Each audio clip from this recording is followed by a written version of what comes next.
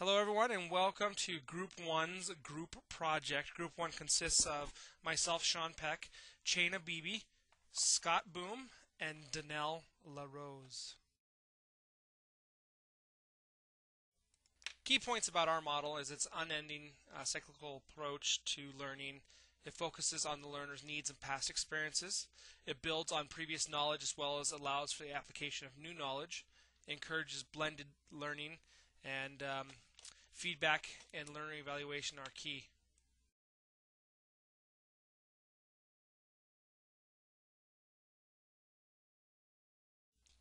Our experimental learning model comprises of 9 specific points, and you can look at the graphic representation in front of you where we have groups 1 through 3 as assessment of learning, and then we have course planning, knowledge transfer, practical application, personal reflection, and then we have instructor evaluation. And if you notice, it continually goes back up to assessment of learning because our learning model does not end. Step 1 of our process is we're going to assess what the person already knows, the student already knows, whether this be through a pre-test or a needs assessment. We're going to identify those issues to build upon.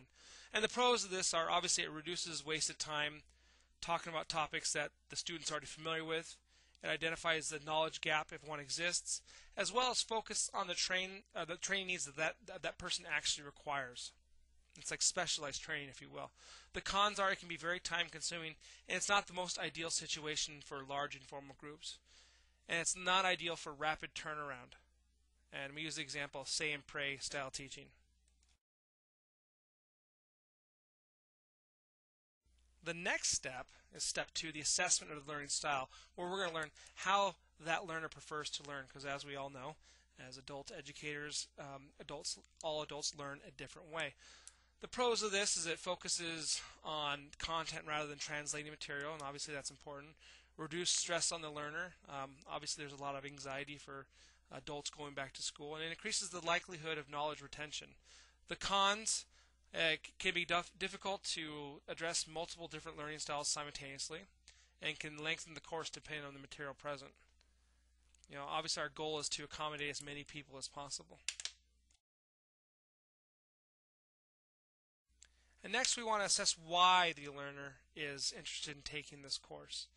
The pros of this are the facilitator can morph the content in a manner that appeals to the group, custom training if you will, and it motivates learners, make better students. Also, it identifies the potential problem students, the students that are, well, if you to use an example, there for the wrong reason.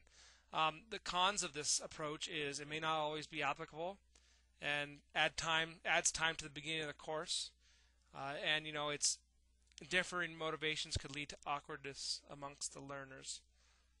We want to keep everyone in their comfort zone and make it a more harmonious environment, if you will. Our next step is course planning, and this is obviously very important no matter how experienced the educator is. But this allows the facilitator to assess the learners and evaluate how best to present the course. Again, we talked about how everyone learns a little different, and sometimes we need to offer a customized course to suit our population. The pros of this are it allows the facilitator to digest learner feedback, and it enables the facilitator to plan teaching method that will be most effective. Again, you almost have to look at this like a business. We're providing a service. For a lot of us, we get paid for the service, so obviously we need to bring our A game, if you know what I mean. The cons of this obviously time becomes an issue, and junior facilitators will need additional help with student evaluations. The next step is step 5, demonstrate a new skill to the learner. And we're giving them that new material to the learners, the foundation or theory of whatever we're teaching. Obviously this is the most important part of the class, and this is why they're there.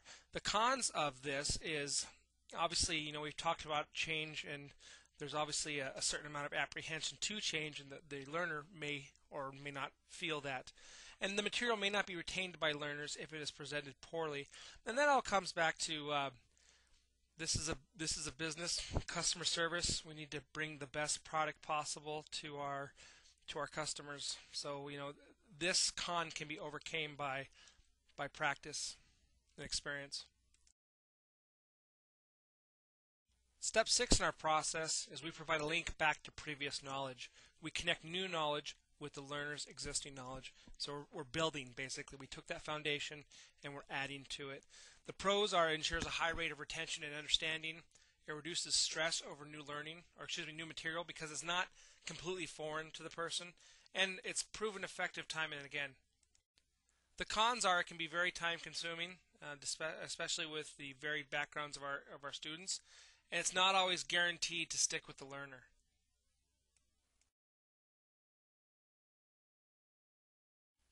And next we have step 7, which is the application of new knowledge. The students are able to take that new theory or application or skill and apply that to the real world. The pros are it increases retention of new knowledge, allows the learner to assess how best to apply this new knowledge, and allows us to identify any knowledge gaps. The cons, it just doesn't work in every situation. There's no some topics do not have a practical application and can be very time consuming. Our next step is step 8, personal reflection. And this allows learners to assess how well they did in the exercise, as well as be able to realize how much they've learned from the course. The pros of this are allows learners to digest the new material, and allows the self-reflection, if you will, allows the learners to assess their own performance. Cons is obviously time is always an issue, and learners may be unaware of the deficiencies.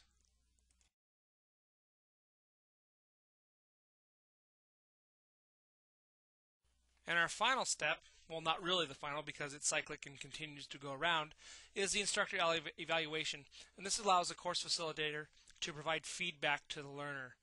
The pros of this is it reinforces the material, provides motivation to the learners, and allows the deficiencies that may have been overlooked by the learners to be highlighted. The cons is time is an issue, and the facilitator may have missed these deficiencies.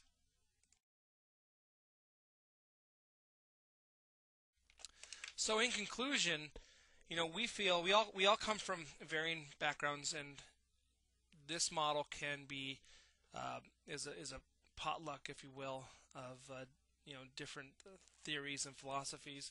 So we feel our model can be applied in many different fields. Doesn't really matter what the topic is.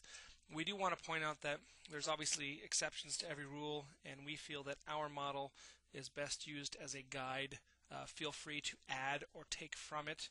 This is just some framework to build from, so just kind of keep that in mind. We thank you for watching our video. If you have any questions, we'd love to hear some feedback, and good luck with the rest of the course.